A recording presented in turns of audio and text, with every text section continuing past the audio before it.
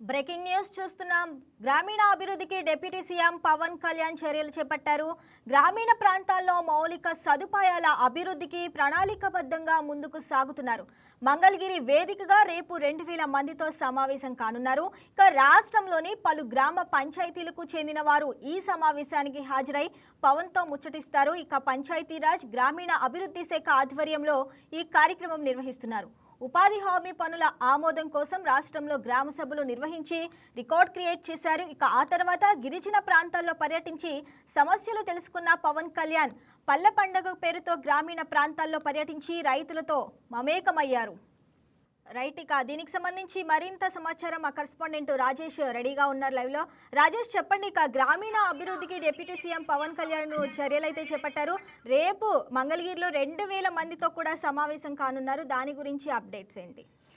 Right Shravani, ఏదైతే deputy CM అయితే పంచాయతీలకు సంబంధించి అభివృద్ధి మీద ఫోకస్ చేశారో ఆయన పూర్తిగా అటు పంచాయతీల అభివృద్ధితో పాటు ప్రజల సమస్యల మీదుగా పరిష్కారం కోసం అయితే సరికొత్తగా ప్రయోగానికి అయితే సిద్ధమయ్యారని చెప్పుకోవచ్చు. మన ఊరు మాటామంతి పేరుతో ఇప్పటికే శ్రీకాకుళం టెక్కల్లో మొదటిసారి ఈ మీటింగ్ కూడా పవన్ కళ్యాణ్ పెట్టారు. అంటే పూర్తిగా అటు ప్రజలకు సంబంధించిన సమస్యలు తెలుసుకునే విధంగా వాళ్ళకి సంబంధించి అటు రెవెన్యూ కావచ్చు, అలాగే పంచాయతీల అభివృద్ధికి సంబంధించి వాళ్ళ దగ్గర ఉన్న ఆలోచన విధానాన్ని మొత్తం ప్రజల నుంచి సలహాలు తీసుకునే విధంగా కూడా ఈ ప్రోగ్రామ్ని పవన్ కళ్యాణ్ అయితే డిజైన్ చేశారు. అట్లాగే ప్రజల్లోకి వెళ్తున్న పరిస్థితి ఉందని చెప్పుకోవచ్చు. అయితే పూర్తిగా శ్రీకాకుళం టెక్కల్లో మొదటిసారి ప్రోగ్రామ్ చేశారు. అప్పుడు మంగళగిరి నుంచి పవన్ కళ్యాణ్ వర్చువల్గా అటు ప్రజలతో కూడా మాట్లాడిన పరిస్థితి అయితే ఉంది. అయితే మరొకసారి మన ఊరు మాటామంతి పేరుతో రేపు మంగళగిరిలో అయితే పవన్ కళ్యాణ్ మరొకసారి ప్రజలతో అయితే భేటీ కాబోతున్నారని చెప్పుకోవచ్చు. రాష్ట్ర వ్యాప్తంగా దాదాపు 2000 మంది ప్రజలతో కూడా నేరుగా పవన్ కళ్యాణ్ అయితే రేపు మంగళగిరిలో ప్రైవేట్ ఫంక్షన్ హాల్లో కలవబోతున్నారు. పూర్తిగా ప్రజలకు సంబంధించిన సమస్యలు కావచ్చు, అలాగే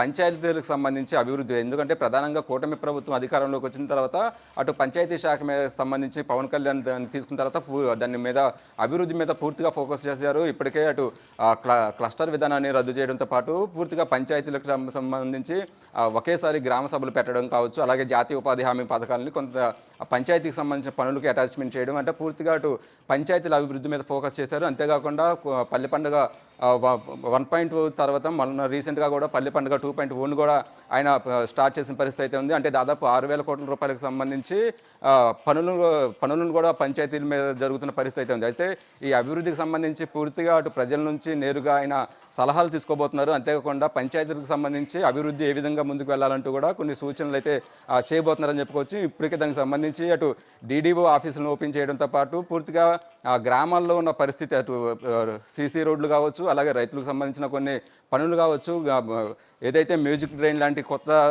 టెక్నాలజీతో కూడా పంచాయతీ అభివృద్ధి మీద ఆయన ఫోకస్ చేసిన నేపథ్యంలో వీటన్నిటిని దృష్టిలో ఉంచుకొని పవన్ కళ్యాణ్ అయితే మరొకసారి నేరుగా ప్రజలతో మమేకం కాబోతున్నారు. ఎందుకంటే అటు పంచాయతీ వ్యవస్థకు సంబంధించి ఇప్పటికే అంటే గత ప్రభుత్వం తీసుకున్న కొన్ని చర్యల వల్ల పూర్తిగా పంచాయతీ వ్యవస్థ అస్తవ్యస్తంగా తయారైందని చెప్పుకోవచ్చు. దానికి సంబంధించి కూటమి ప్రభుత్వం అధికారంలోకి వచ్చిన తర్వాత ప్రత్యేకంగా పవన్ కళ్యాణ్ ఈ శాఖను తీసుకొని దాని మీద పూర్తిగా ఫోకస్ చేసి గ్రామీణ ప్రాంతాల్లో ప్రజల జీవన శైలిని మార్చే విధంగా కూడా కొన్ని సరికొత్త ప్రయోగాలకు అయితే వెళ్తున్నారని చెప్పుకోవచ్చు. అందులో భాగంగానే మరొకసారి పవన్ కళ్యాణ్ అయితే ప్రజలతో నేరుగా మాట్లాడబోతున్నారు. ఇంక అంతేకాకుండా ఇప్పటికే పంచాయతీలకు సంబంధించిన అధికారులను కూడా ఇప్పటికే ప్రమోషన్లు ఇవ్వడంతో పాటు ఇటు ప్రజలకు సంబంధించిన అంశాలను కూడా ఆయన పరిగణనలోకి తీసుకుంటున్నారు. పూర్తిగా రాబోయే దాదాపు 20 నెలలు పాలన కూటమి ప్రభుత్వం వచ్చింది కాబట్టి ఇప్పటివరకు ఉన్న డెవలప్మెంట్స్తో పాటు ఇక రాబోయే రోజుల్లో తీసుకోవాల్సిన చర్యల మీద ఆయన అధికారులకు కూడా ఇప్పటికే సూచనలు చేశారు. ఈ నేపథ్యంలోనే మరొకసారి రేపు ప్రజలతో మమేకంగా అవుతున్నారు. దానికి సంబంధించి అటు పంచాయతీరాజ్ రూరల్ డెవలప్మెంట్ కూడా ఇప్పటికే అన్ని ఏర్పాట్లు కూడా చేశారని చెప్పుకోవచ్చు. దానికంటే రాజేష్, ఇప్పటికే పవన్ కళ్యాణ్ గ్రామీణ అభివృద్ధిపై ప్రత్యేక దృష్టి అయితే పెట్టారు.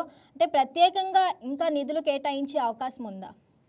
ఖచ్చితంగా, ఎందుకంటే ఇప్పుడు 14వ ఆర్థిక సంఘానికి సంబంధించి కొన్ని నిధులతో పాటు ప్రత్యేకంగా అటు కేంద్ర ప్రభుత్వం నుంచి కూడా పంచాయతీకి శాఖకు సంబంధించిన నిధులను తీసుకురావడంలో పవన్ కళ్యాణ్ కీలక పాత్ర పోషిస్తున్నారు. అంతేకాకుండా పవన్ కళ్యాణ్ ఈ శాఖ తీసుకున్న తర్వాత అటు జాతీయ ఉపాధి హామీ పథకానికి సంబంధించి అటు పనులను కూడా పెంచడం జరిగింది. అంటే పూర్తిగా పంచాయతీల అభివృద్ధితో పాటు ఏదైతే పంచాయతీలకు సంబంధించిన వ్యవసాయదారుల కుటుంబాలు ఉంటారో వాళ్ళ ఆర్థిక స్థితి మెరుగయ్యే విధంగా కూడా కొన్ని కీలక సూచనలు తీసుకుంటున్నారు. ఎందుకంటే కొన్ని వ్యవసాయానికి సంబంధించిన పనులను కూడా ఉపాధి హామీ పథకానికి అటాచ్మెంట్ చేయడంతో పాటు పూర్తిగా పంచాయతీల అభివృద్ధికి ఏదైతే ఇటు టౌన్స్లో సంబంధించి ఎలాంటి ఫెసిలిటీస్ ఉన్నాయో అలాగే గ్రామీణ ప్రాంతాల్లో కూడా అటు తాగునీరు కావచ్చు, సాగునీరు కావచ్చు, రోడ్ల నిర్మాణం కావచ్చు, అలాగే పంటలు పండించుకున్న రైతులకు సంబంధించిన ప్రత్యేకంగా పంటలు అమ్ముకునే విధంగా కూడా పూర్తిగా అన్ని ఏర్పాట్లు కూడా ఇప్పటికే అటు పంచాయతీ శాఖ అధికారులు కూడా ఆదేశాలు ఇచ్చారు. అంటే పూర్తిగా పంచాయతీలు అనేది డెవలప్మెంట్ అవ్వాలి అనేది కూడా పవన్ కళ్యాణ్ ఫోకస్ చేసిన నేపథ్యంలో దాని మీద ఆయన పూర్తిగా ముందుకు వెళ్తున్నారని చెప్పుకోవచ్చు. ఇప్పటివరకు కూటమి ప్రభుత్వం అధికారంలోకి వచ్చిన తర్వాత ప్రత్యేకంగా పవన్ కళ్యాణ్ కొన్ని సరికొత్త విధానానికి వెళ్తున్నారు. అంటే నేరుగా ఆయన ప్రజలతో 1-to-1 మాట్లాడటంతో పాటు జలజీవన్ మిషన్ లాంటివి ప్రత్యేకమైన కేంద్ర ప్రభుత్వం తీసుకొచ్చిన ప్రోగ్రామ్స్ను కావచ్చు, అవన్నీ కూడా దాదాపు 58,000 కోట్ల రూపాయలకు సంబంధించి ఆంధ్రప్రదేశ్కి సంబంధించిన దాంట్లో ప్రతి ఒక్కరికి తాగునీరు ఇచ్చే విధంగా కూడా కొన్ని కీలక సూచనలు అధికారులకు ఆదేశాలు ఇచ్చి పూర్తిగా పంచాయతీల అభివృద్ధి మీద పవన్ కళ్యాణ్ ఫోకస్ చేశారని చెప్పవచ్చు. సో ఈ అన్ని నేపథ్యంలోనే ప్రజలకు సంబంధించి అటు గిరిజన ప్రాంతాల్లో డైరెక్ట్గా విజిట్ చేయడంతో పాటు గ్రామీణ ప్రాంతాల్లో కూడా ఆయన ప్రత్యేకంగా ఫోకస్ పెట్టారు. ఎందుకంటే ప్రధానంగా ప్రజలకు సంబంధించి గ్రామీణ ప్రాంతాల్లో రెవెన్యూ సమస్యలు ఎక్కువ ఉన్నాయి అనేది కూడా పవన్ కళ్యాణ్కి ఫిర్యాదులు వస్తున్న నేపథ్యంలో ఆ రెవెన్యూ సమస్యల పరిష్కారం తీసుకైతే పవన్ కళ్యాణ్ ముందుకు వెళ్తున్నారు. దానికి సంబంధించి అటు పంచాయతీ అధికారులు కూడా కీలక ఆదేశాలు ఇచ్చారు. రెవెన్యూ విషయాలు మాత్రం వెంటనే పరిష్కరించే విధంగా కూడా సూచనలు తగిన చర్యలు తీసుకోవాలని కూడా ఆయన ఫోకస్ చేసిన నేపథ్యంలో పూర్తిగా పంచాయతీల అభివృద్ధికి సంబంధించి మరొకసారి కీలక సమావేశం అయితే కాబోతున్నారని చెప్పుకోవచ్చు. దానికి సంబంధించి రేపు 2,000 మందితో పవన్ కళ్యాణ్ అనేది భేటీ అవుతున్నారు. భేటీ తర్వాత కూడా పూర్తిగా అటు పంచాయతీకి సంబంధించి ఇంకా ఎలాంటి బలోపేతం అయ్యే విధంగా ఎలాంటి చర్యలు తీసుకోవాలనేది కూడా ఆయన ప్రజల నుంచి సలహాలు స్వీకరించి పూర్తిగా అధికారులకు కూడా ఆదేశాలు ఇస్తారు. Shravani. Right Rajesh, thanks for the updates.